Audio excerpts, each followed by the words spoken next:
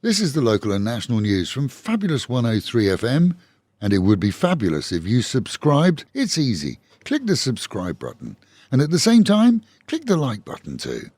Thailand's royal princess, the eldest child of the current king, was reported by the royal household as suffering further complications, as she's kept at King Chulalongkorn Memorial Hospital in Bangkok, where she's rested since her collapse in the north of Thailand in December.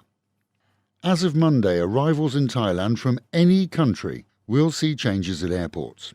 This as the Civil Aviation Authority of Thailand now requires all visitors who are travelling or returning to the country where pre-arrival COVID tests are obligatory, such as India, to prove that they have $10,000 US medical coverage on arrival here.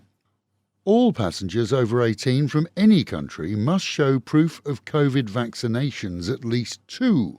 And some, if not most, airlines will place restrictions on those who don't have that, so that they can't board and come to Thailand. However, there is a provision for those who haven't had vaccines. They can be allowed to arrive if they have relevant medical certificates explaining why they haven't had the vaccines, and will then be allowed to take testing. There's no word if it's PCR testing or ATK testing. If it's PCR testing, then likely those arrivals will be batched together somewhere awaiting test results. If a simple ATK is allowed, then it'll be a lot easier. These rules do need to be further clarified, and it'll only be over the next few days, as outcomes are published, that we will truly know the way the rules are implemented. Travellers are also being advised to wear masks on planes during flights.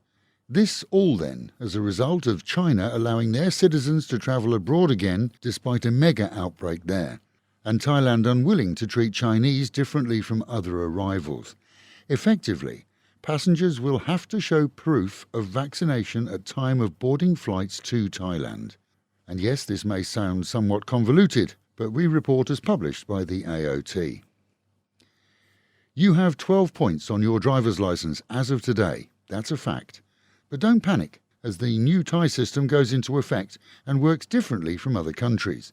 Here you start with 12 points, and then that number is reduced by any points you accrue from road traffic violations. The maximum per incident is set at 8, and that's for serious offences. The good news? Well, annually your count is reset back to 12. Meanwhile at home, a 32-year-old man, Apicha Boonsawat, was persuaded by his influential family to turn himself into police and admit to the road rage killing of a British expat in Huay Yai. 4 shots in the back from the Thai man, a qualified marksman, killed the 72-year-old as he returned home from the city on his motorbike.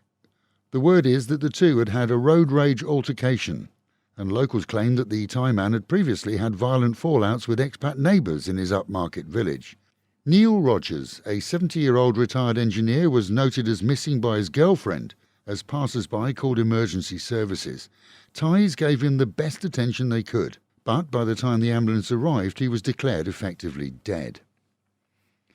A factory fire at Bong, near Maprachan, at the end of last week, has seen the plastics factory owners begin a clear-up on the huge buildings which were destroyed overnight.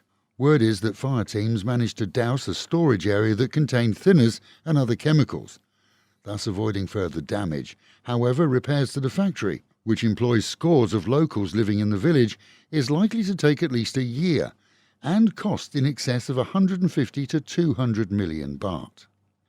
5 unlicensed cannabis sellers, 1 in a pop-up shop, were removed from the streets at the weekend. Health inspectors, assisted by police, pulled the operators in for questioning as sales from unlicensed vendors is illegal here in Thailand. And with the Met Office promising highs today of 27, dropping down to 24, but with a good chance of sun.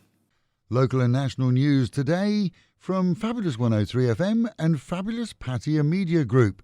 And to get a notification every time we release another bulletin or programme, like and subscribe to our channel, Fabulous Pattaya Media Group, by using the link below.